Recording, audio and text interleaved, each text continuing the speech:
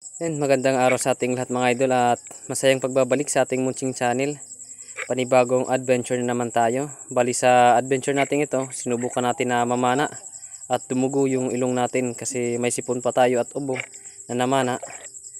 Kaya sumisid tayo ng malalim, kaya dumugo yung ilong natin, pero sulit naman yung blessing na ating natanggap sa ating pamana.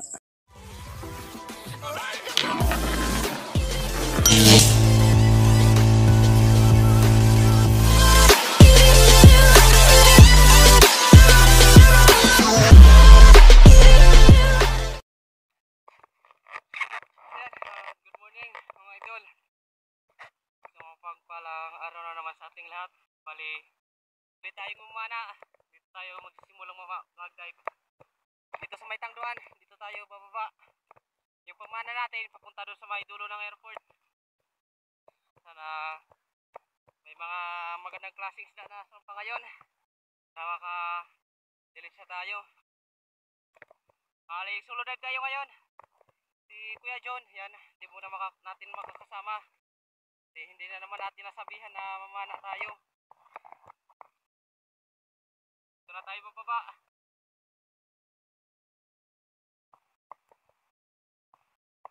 Medyo palutay pa lang.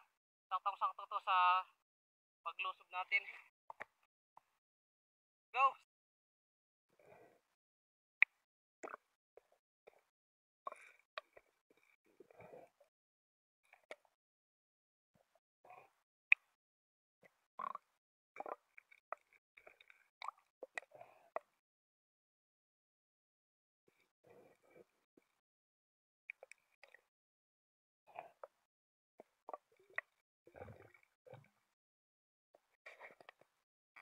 Dito sa unang dive natin, susubukan natin mag-drop dito sa gilid ng bahurang ito kasi may napansin tayo na mga ilak.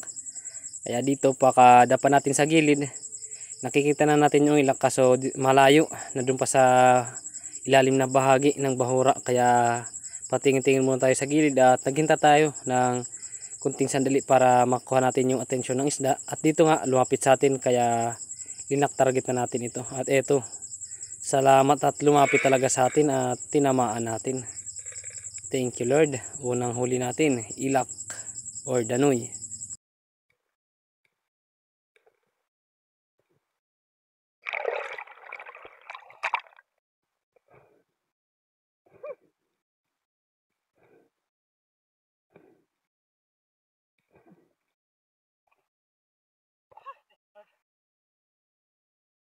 Lord, tinamaan.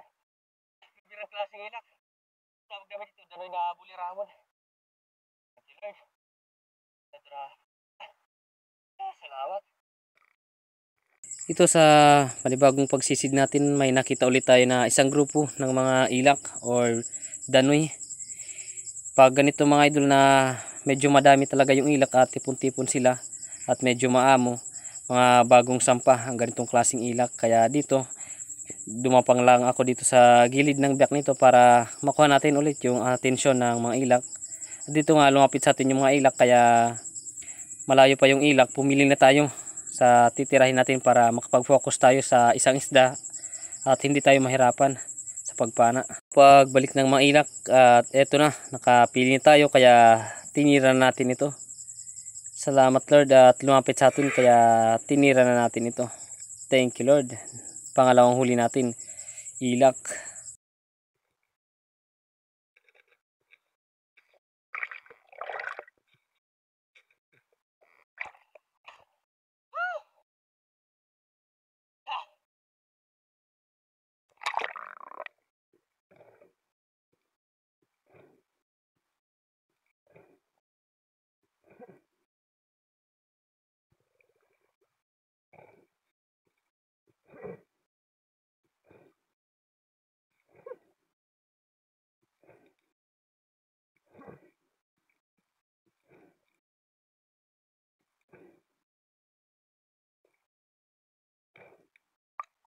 Salamat.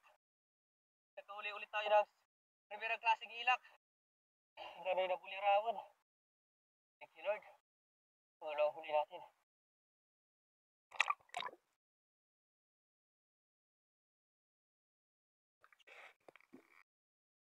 Dito sa dive natin ito mga idol, may nakita tayong ilak. 3 pirasong ilak, kaya dali-dali tayo na bumalik dito sa may gilid ng biyak para mag-abang at makuha natin yung atensyon ng ilak para mapalapit natin. Kaso pagdating natin dito sa gilid ng biyak, hindi na natin nakita yung mga ilak, at eto yung nakita natin, salimpawod or filefish. Kaya eto na yung ating tinira. Thank you Lord at tinamaan. Masarap din ito mga idol sa pangpaksiw or pangtula at sa prito. Kaya hindi natin pinapalampas ang ganitong klaseng isda pag nakakakita tayo. Thank you Lord, nakadagdag naman tayo sa ating huli. Medyo may kalaliman yung spot na pinanaan natin ng filefish. Nasa 8 hanggang 9 na dipa yung lalim ng pinanaan natin.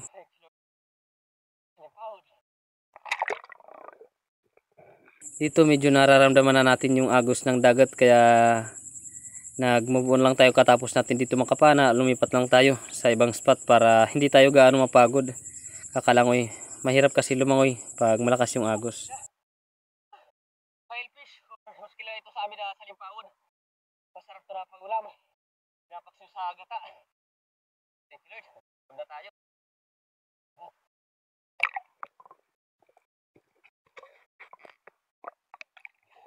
Mga idol, bali dito siya ito dyan, sumunod. Kaya nito na may takilangan fish na tayo. Dama sana ang isda doon, mga ilak. Kaso yan, napakalakas ng agos. Hindi natin kinaya, kaya nagpaano na lang tayo pupunta dito. Nasa ito dyan, nakita tayo doon sa kanya. Kaya magkapit natin.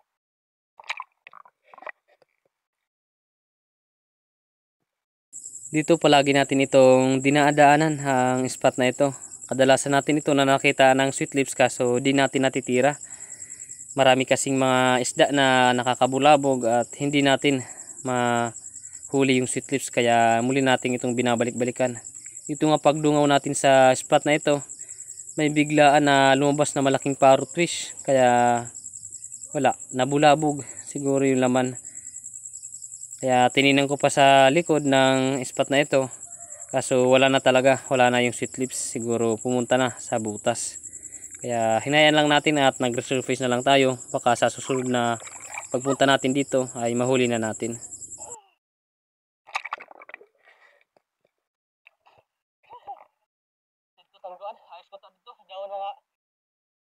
At eto, nakasalubong natin si Jun TV Vlog mga idol. Bali yung spot na pamana ni Idol John, yan papunta dun sa may Napla. Tayo papunta tayo dito sa may dulo ng airport.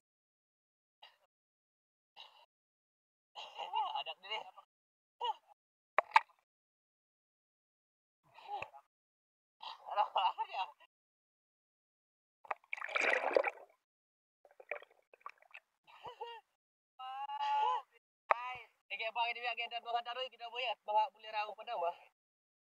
Okay.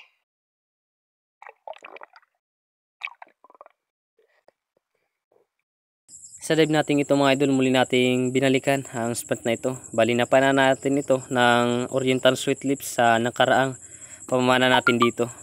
Kaya muli natin itong binalikan at nagbabaka sakali tayo na may makita ulit tayo na isda at matira natin. Kaso pagdungaw natin dito sa malaking butas na ito, puro tabas yung nakita natin. Walang malaking isda, kaya wala tayong napana. Baka sa sunod na pagpunta natin dito may laman na, kaya hinayan lang natin at nag-resurface na lang tayo. Dito habang pa-resurface tayo, ingat tayo kasi napaka maliit yung biyak na lalabasan natin. Baka sumabit yung ating wetsuit at hindi tayo maka-resurface at pwede natin ikalunod. Kaya ingat tayo.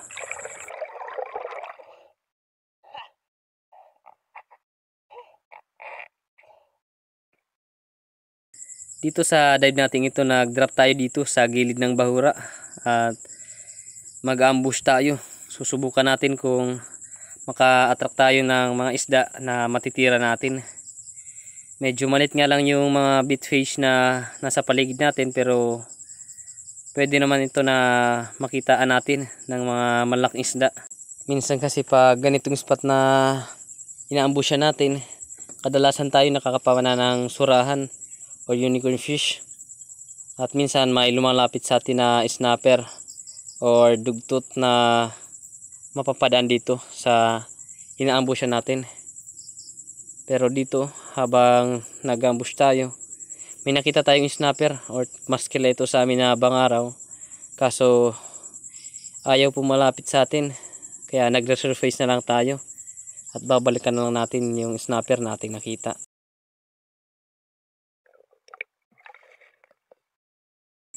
Dito binalikan na natin yung snapper or skeleto sa amin na bangaraw. Binalikan natin at baka sakali na matira natin ito at mahuli natin.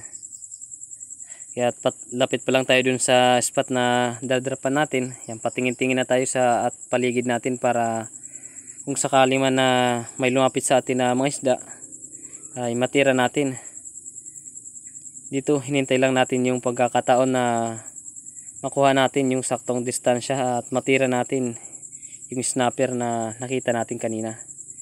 Dito nakita na natin yung snapper kaso hindi pa kaya ng ating pana sa layo ng isda, kaya hinintay lang natin na lumapit at tinira natin kaso mintis, sayang.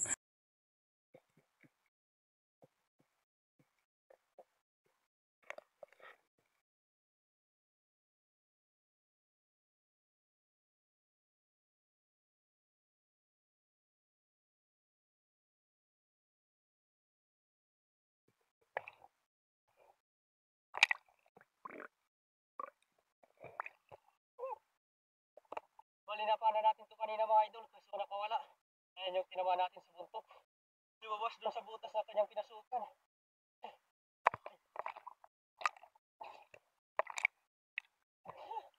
Pag namin lubayan. Sa atin talaga to kasi butang. Lumabas doon sa butas.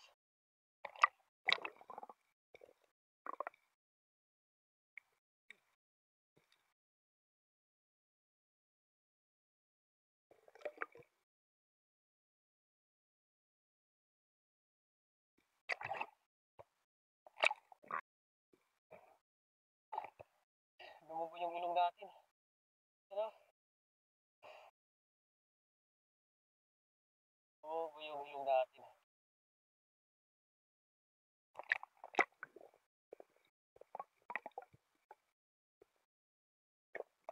Ay. Ano to? Tayo ang malalim. Lumubo yung ilong natin.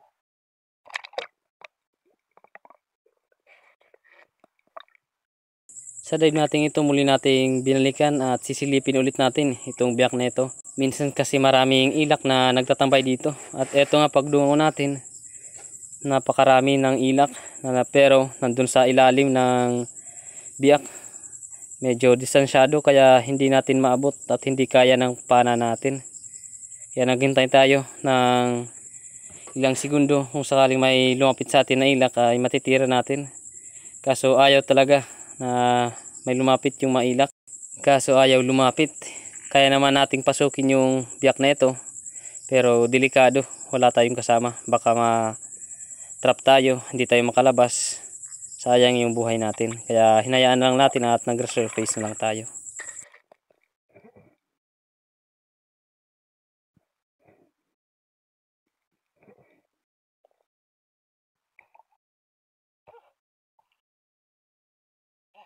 Ay mga ito lang.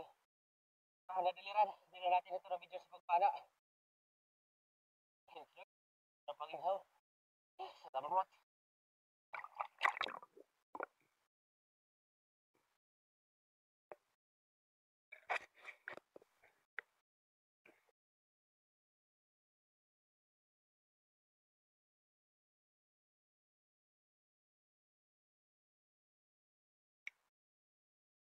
Sa dive natin ito may nakita tayong isang grupo ng mga unicorn fish or maskela ito sa amin na surahan daliran.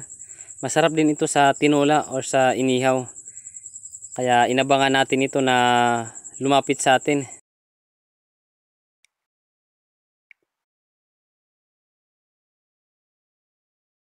Dito nang lumapit na sa atin yung mga grupo ng surha na daliran, pumili lang tayo yung malaki sa kanila at ito yung titirahin natin.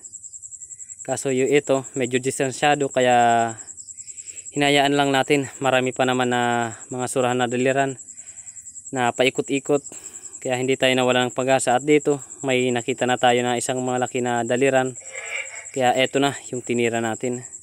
Thank you Lord at tinamaan.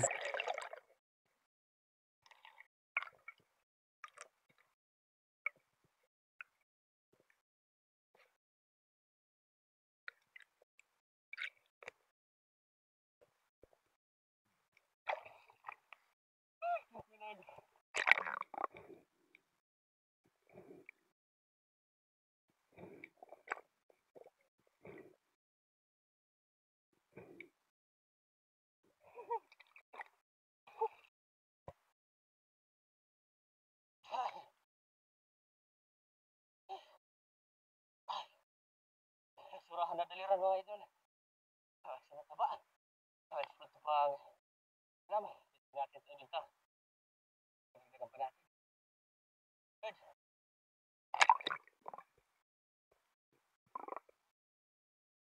Dito muli tayong nag-drop sa bahura na ito. May nakita tayong isang malaki na labahita goods. Kaya ito yung tinarget natin. At dali-dali na natin ito na tinira.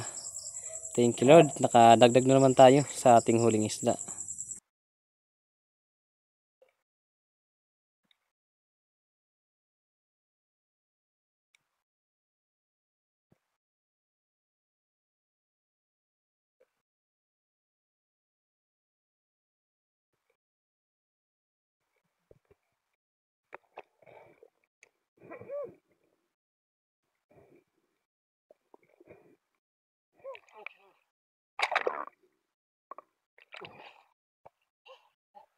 Labahita. Yung tawag nila Bicol Ako Vlog sa ganitong labahita. Labahita goods. Masarap to mga idol sa tinula. Hindi kaya sa ibang klase ng labahita. At ito yung klase ng labahita na lumalaki. Thank you Lord. Karagdag naman tayo sa ating huli.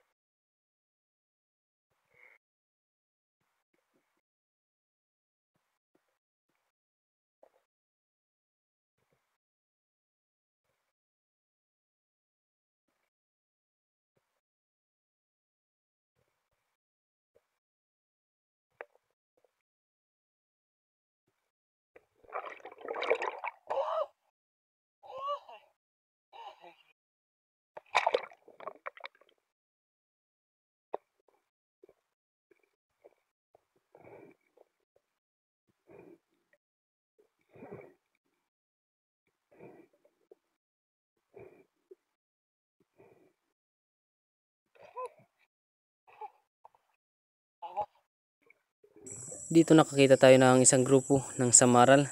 Kaya dito nagpili lang tayo ng malaki sa kanila para matira natin. At nang makuha na natin ang saktong distansya, eto na yung nangyari. Tinira na natin yung malaki sa kanila.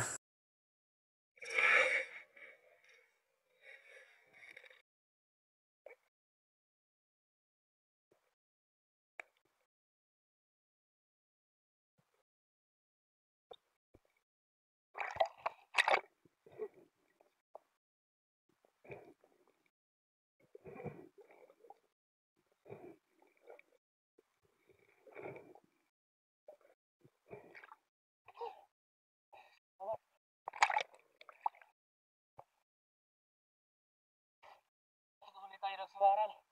Tawag kami sa samaral na to. Paano? Yung pattern niya, yung paliko-liko. Lord, salamat. Sa dive natin ito, sisilipin natin itong biyak na ito kasi minsan natin ito makitaan ng sigudang klaseng ilak na pumapasok sa biyak na ito. Kaya dito, dahan-dahan tayo na lumapit at ipinasok yung pana natin sa biak na ito. Pagdungo natin sa biak, napansin natin yung ilak na lumabas, kaya agad na natin itong tinira. Hindi nga lang nakita natin sa pagtira dun sa loob ng biak kasi madilim, pero tinamaan naman natin yung ilak. Thank you Lord at nakadagdag naman tayo sa huli natin.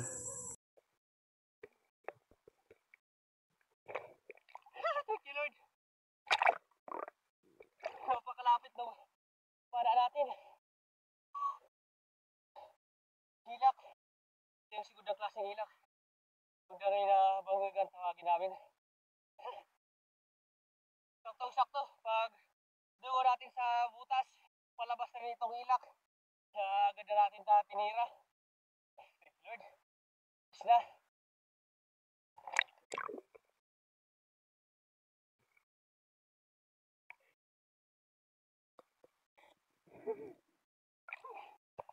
Nakahuli tayo mga idol ng tuk. Natin nabidyo sa pagpana. Nakanin na kasi yung pag-upin natin ng camera, kaya tinira muna natin. Lord. Pagbenta natin. Salamat.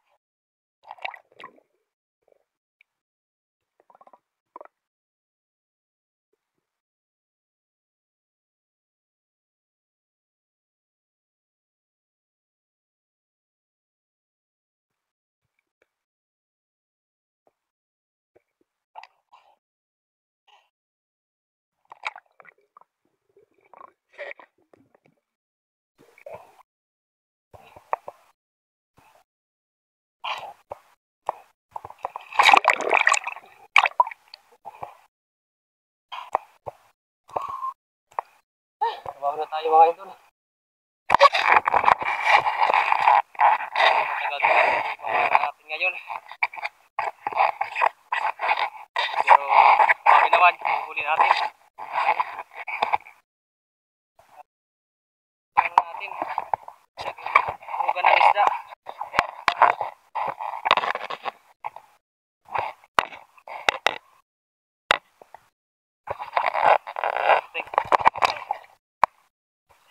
Lord, binigyan tayo ng maraming blessing. Then bari yan, tabay lang tayo mga idol sa bahay para tingnan natin. So nakilang sila tayo. Let's go! So yan mga idol, yan bali, nandito na tayo sa bahay. Grabe, napagod tayo sa paglakad mula dun sa dulo ng airport na dito sa bahay. Bali, ito na lahat yung huli natin. Grabe, madaming daming langaw. Yan, bali, ito na yung mga nahuli natin. Yan, 3 piraso yung ilak natin. Ito yung segundang klaseng ilak. Ito naman yung 2 piraso na primerang klaseng ilak. Tapos ito, di na natin ito nabidyan sa pagpana. Biglaan kasi ito na lumapit sa atin. At alanganin na yung pag-upin natin ng camera.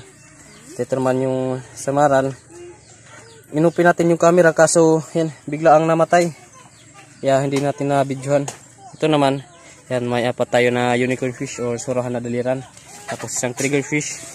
Ito naman isang file fish or salimpawod. Tapos ito, tawag namin dito, lubayan. Pinana natin to, tapos nakawala, pumunta dun sa butas. Tapos nung pumunta tayo sa isang spot natin, pag balik natin dun sa pinanaan natin ito, nandun na sa sa ibabaw, lumulutang na. Kaya pinulot na lang natin. Yan, bali kiluhin natin mga idol itong mga yan, ito. Yung bali ito, pagbenta natin dito mga idol, yan, 250 kasi mga primerang klase yan. Yung mga pangtula. Ito naman, yung mga pang-ihaw. Tignan natin to. Yan, 200 yung pagbenta natin dito. Mga pang-ihaw. Ito naman, samara at saka ito.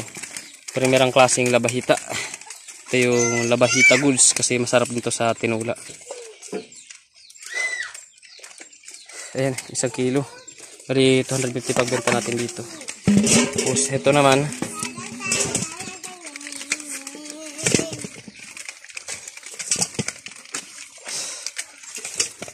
ito, pang ulam na natin.